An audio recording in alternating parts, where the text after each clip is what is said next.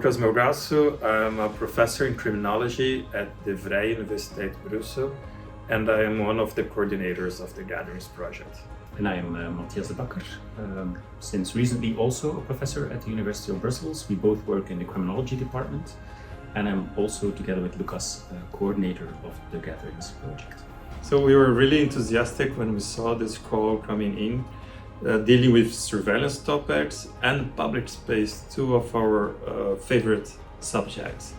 And it was nice to see that it's a project that, different from other calls, it talks more about the consequences of new technologies other than just developing new gadgets. So it was a perfect match. There was a bit of a critical tone to the... Yeah, a bit on, to see what are the advantages of implementing new technologies for events. But definitely a critical tone, especially because in the call itself, there was a mention to gender and diversity, and that was a bit of the challenge that we decided to face with this project.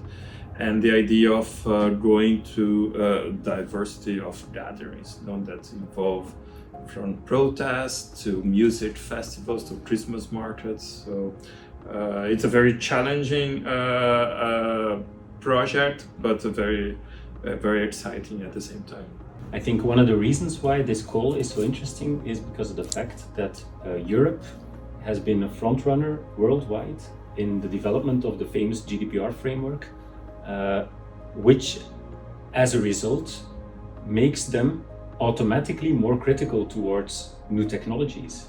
And I think one of the earliest things we did in our brainstorm when we set up the project was to think about, okay, when you organize an event or when you organize the surveillance of an event, how do you go about this knowing that there is a new legal framework regarding sensitive data, regarding data in general? There are multiple people involved, multiple actors involved in the surveillance of these events. There are multiple technologies used.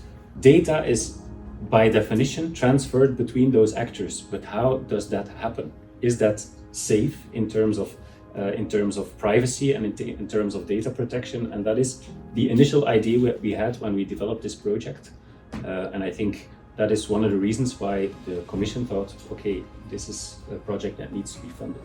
And another reason to fund such a project has to do with the fact that we address new technologies, their impact on privacy, but beyond that, we are also interested in costs. And here we talk about economical costs. There is not that much being said and published and researched on that, but especially we are interested in societal impact.